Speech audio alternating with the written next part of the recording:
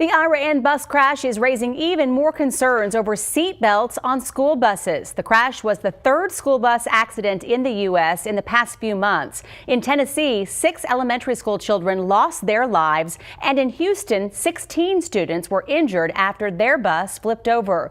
So what are lawmakers doing to help ensure the safety of our children? As CBS 7's Alexa Dunson uncovers, seatbelt laws on buses are in place, but it's the funding that's the problem.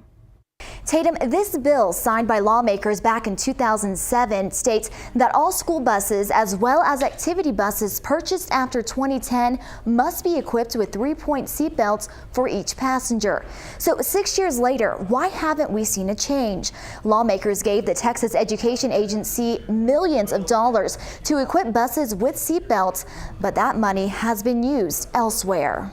I flew all the way forward and out the bus. Nalea De Luna spoke with CBS 7 just hours after the Iraan bus crash. The freshman cheerleader was ejected, but luckily only suffered minor injuries. The crash has raised concerns over school bus safety, specifically seatbelts. It's a battle state lawmakers have been working to fix since June 2007, when House Bill 323 was signed into law. It's unfortunate when something like this happens, and believe me that we'll try to do everything that we can so that it doesn't happen again. And some of these things you can't avoid and you can't help them happening, but I think there might be something here that we can avoid in the future. State Representative Alfonso Navarez represents the Iraan area, and now he plans to fight for seatbelts in every bus. It shouldn't take something like this for us to do what we're supposed to do. Back in 2011, the Texas Education Agency was awarded a $10 million grant from the state. Those funds could only be used to purchase seatbelts on new buses,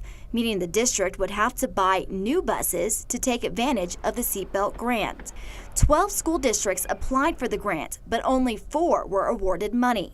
The TEA says most of the districts failed to properly fill out the grant. More than $400,000 was used to purchase seatbelts by those 4 districts. The Texas legislature eventually took back 75% of the money. In the end, only $2 million of the original $10 million was used for education purposes. Superintendent Kevin Allen says there isn't much that could have been done to prevent this crash, but he assures all drivers in Iraan Sheffield ISD are properly trained. With the activity buses, they go through a 20-hour training every year. Crash victim Kiera Hodge says she believes seatbelts would have helped. He probably wouldn't have fractured my face, and Katie probably wouldn't have any back fractures because we would be probably stabled in our seats. Out of those 12 school districts that applied for the grant back in 2011, none of them were from the West Texas area. For a more in-depth look at the seatbelt bill, visit our website, cbs7.com. We have House Bill 323 posted, as well as a breakdown of where the TEA grant money was spent. Since the 2010-2011 school year, lawmakers have not provided any additional grants to the TEA for seatbelts.